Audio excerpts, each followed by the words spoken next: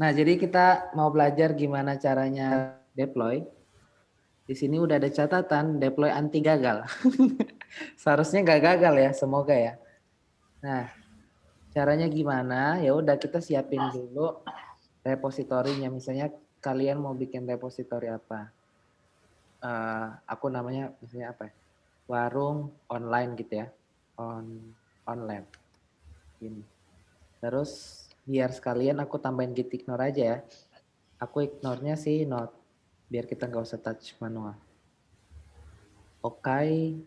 Nah, kita udah berhasil buat reponya, tinggal di tambahin remote-nya. Kan kita udah ada codingan. Ini istilahnya aku udah coding ya.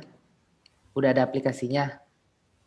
Reponya aku buat belakangan. Berarti harusnya aku git init dulu ya. Benar? Masih ingat kan? Terus buat aku remote ke sini yang dari GitHub ke lokal aku berarti get remote add origin linknya kan dipaste ke sini. Linknya ambil dari sini.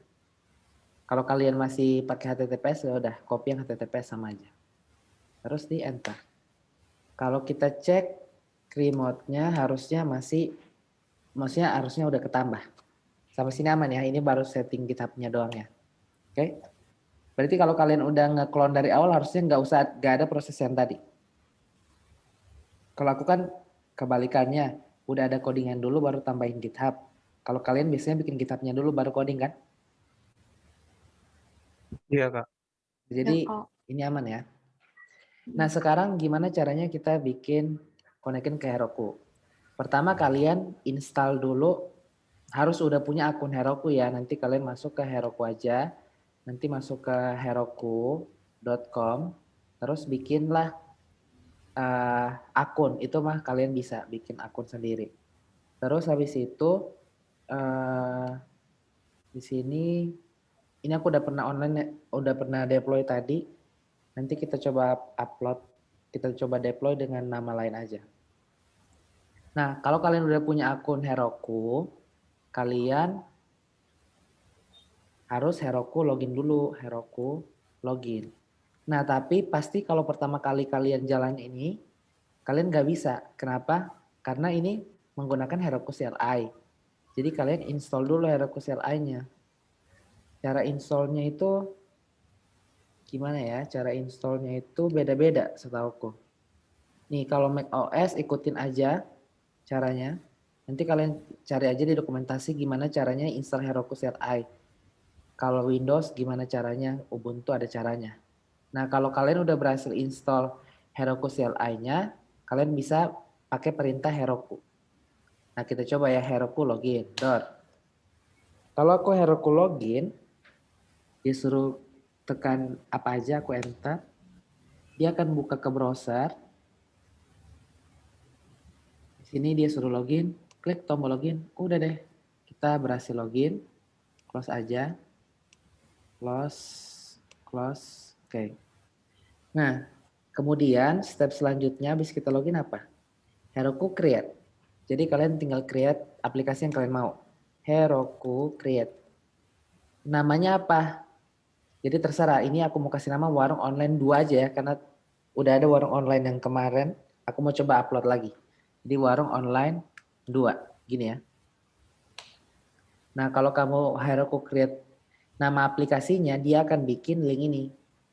warungonline2.herokuapp.com. Ini tuh link deploy kalian. Nah kalau kalian cek di git remote minv, itu tuh pasti Heroku kalian udah masuk nih. Nih udah nambah kan? Sebelumnya kan cuma origin yang dari GitHub. Sekarang udah nambah remote dari Heroku. Oke, aman? Aman. Aman. Aman. Nah, tadi kita baru sampai di step 2. Step 3, kalian bikin file profile. Jangan lupa P-nya gede ya, ini aku edit. P-nya gede. P-nya gede. Jadi kalian bikin file profile. Kalian bikin file profile. Nih. Terus isinya apa? Isinya itu adalah Node app.js. Jadi maksudnya website kalian itu dijalankan dengan Node app.js. Sama aja kan kalau kalian jalanin di lokal kan Node app.js kan? Benar ya? Iya. Nah, Berarti itu tergantung Tergantung petnya apa, namanya. Kak? Kalau ini Oke. index.js, jadi not index.js. Oke. Nah, jadi kalian sesuaiin ya. Gitu. Ini profile web not app.js. Nah, di step kedua dia bilang di step kelima tambahkan di package JSON yang ini. Di scriptnya itu start not app.js. Tambahkan di package JSON script. Nih, sebenarnya ini nggak wajib, cuman buat jaga-jaga aja ya. Di package JSON, ini kan scriptnya cuma ada tes. Nah, dia minta tambahin start. Ini tuh sama saja dengan yang di profile tadi. Jadi, startnya itu akan menjalankan not app.js. Jadi, ini sebenarnya fungsinya sama. Oke, sama aja ya. Oke. Aman? Ini cuma ngikutin perintah. Aman. Aman ya. Nah, kemudian kita perlu kasih tahu, oh, aplikasi kita itu database-nya pakai Postgres. Kalau cara yang manual kamu bisa lewat sini nih. Nih, kalau aku refresh nih, karena tadi kita udah aku create, kalau kita refresh dashboard kita, itu udah muncul nih. Oke, ini muncul karena kita create ya, jadi kebuat otomatis.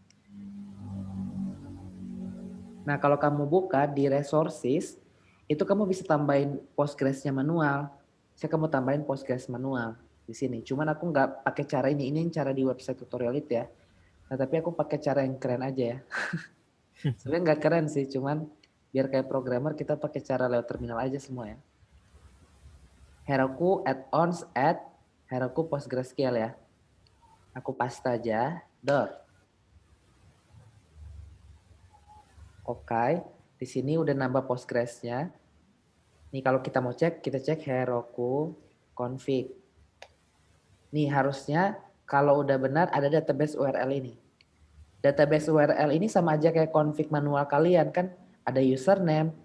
Ini tuh depannya ini udah digabung, username, password database itu udah digabung jadi satu string ini. Pokoknya ini semua udah digabung.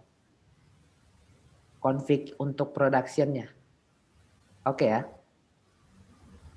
Kak, Yuk, itu config-nya Kak Arnold kok cuma satu doang ya? Development doang. aku hapus. Biasanya kan ada tes sama production kan? Heeh. Iya, aku hapus Itu sebentar. emang nggak dipakai Kak? Belum dipakai kalau masih development.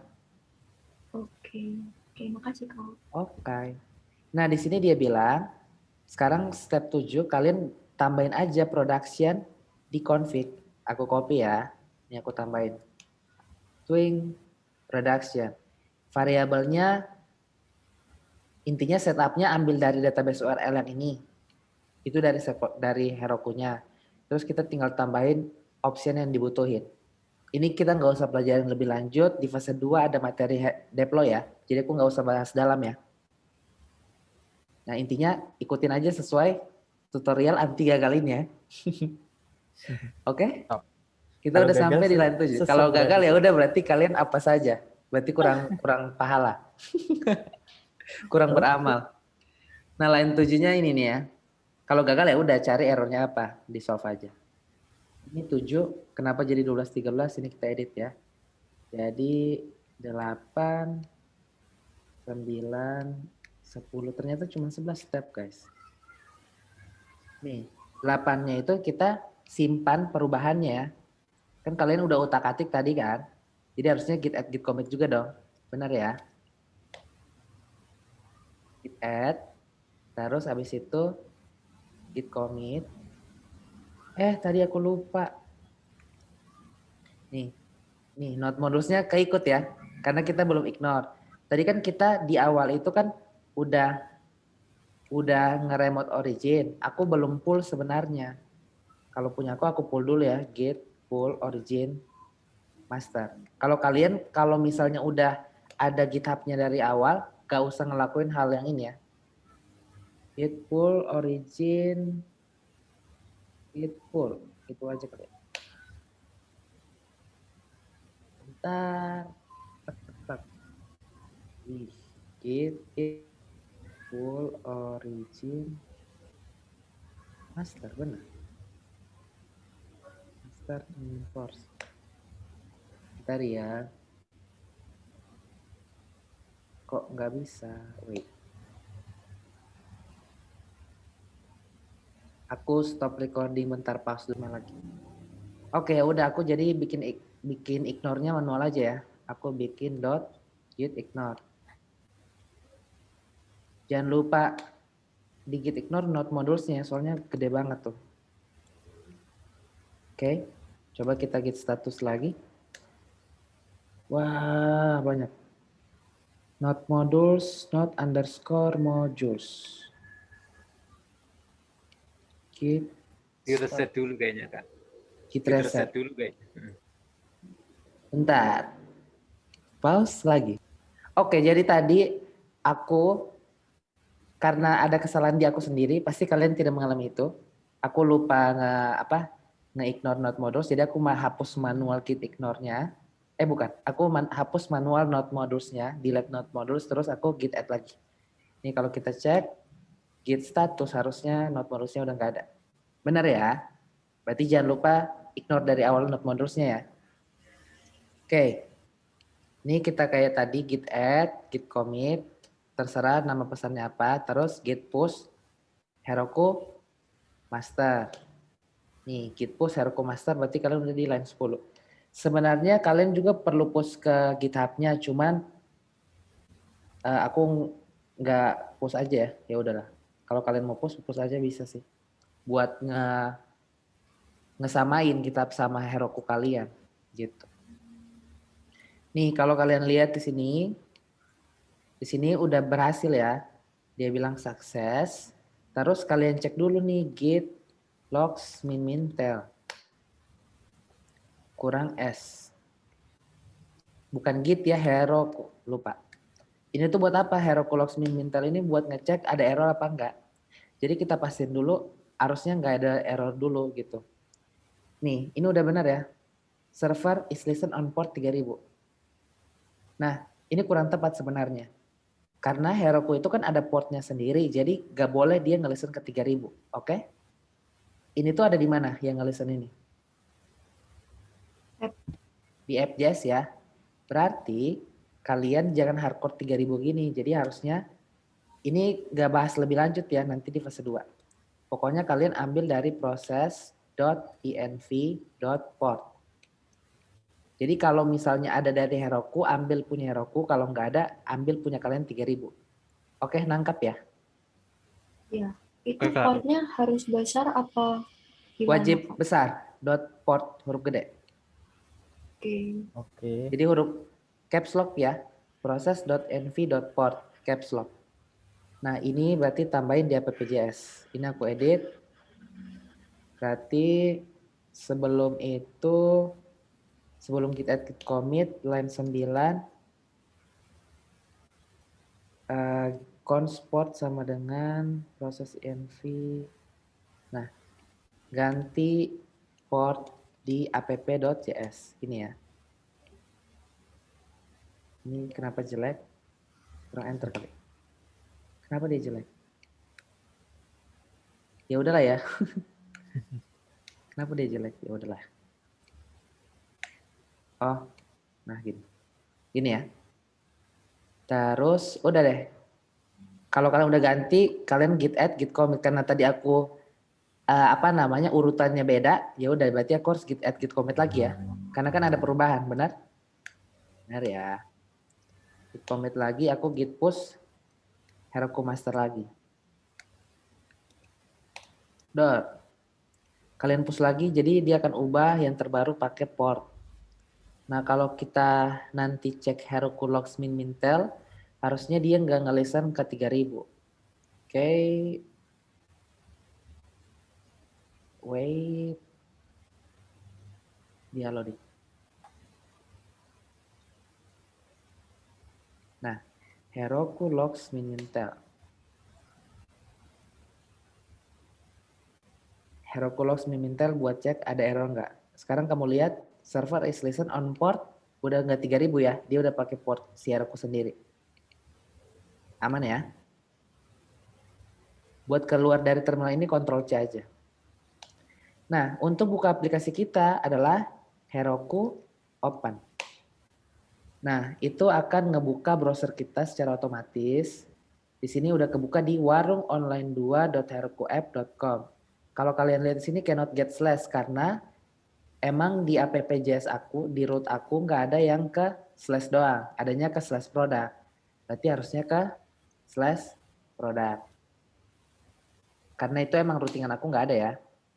Ini kalau kalian lihat, kalau aku ke slash product, dia bilang Sequelize database error. Kenapa bisa error? Karena stepnya masih kurang. Kita harusnya ke Heroku run base dulu.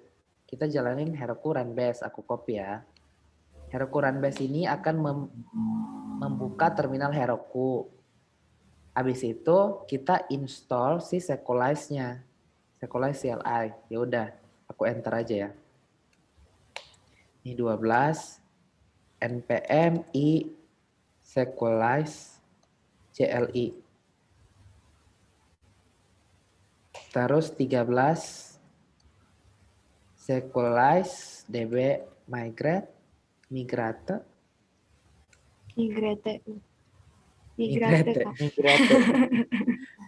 Nah, Sequelize db seed off. Ini kalau kalian punya seeding ya, tapi kalau nggak punya seeding ya udah sampai line 13 aja. Nah, kita apa tadi npm i Sequelize. Jadi kita perlu install Sequelize CLI-nya. Kalau kalian yang biasa itu kalau nggak bisa pakai npx ya. Tapi harusnya bisa sih. Tapi coba dulu yang npm i. Tapi kan kalau dari awal udah diinstal gitu, berarti kita pas di Heroku-nya kudu nge-install lagi dong, Kak? Ini tuh kayak komputer di Heroku-nya. Jadi kalau kamu udah install di lokal, di komputer Heroku-nya belum ke-install kan? Gitu. Jadi ini punya anggapannya ilustrasi mah ini komputer orang lain gitu. Jadi kita harus install lagi kan? Oke. Berarti cara masuknya tadi pakai run base tadi. Heroku run base, benar. Oke. Berarti Kak, waktu presentasi kita install lagi nggak? Apa udah? Kalau udah benar harusnya nggak ada yang perlu install lagi. Oke. Ini kan Sequelize CL-nya udah, terus tinggal Sequelize db migrate. Sequelize, harusnya kalian bisa db migrate sih, nggak perlu pakai npx. Tapi kalau error ya udah pakai npx aja. Habis Sequelize db migrate, terus Sequelize db seed all, karena aku ada seedingnya. Nah, kalau udah berhasil, harusnya udah. Kalian tinggal buka ke sini, enter lagi. Tada, udah bisa. Jadi kalian bisa coba ya kita tambahin kategori cinta, dia nambah, aku delete, bisa. CRUD-nya bisa ya.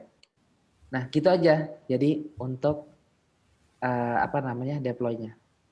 Resep anti gagal. Kalau error, Keren. kalian kurang beruntung berarti. Oh iya, Kak, mau nanya dong. Ya. Itu kan kita kan per project kan. Nah, itu kan ngerjainnya 2 orang. Nah, kalau misalnya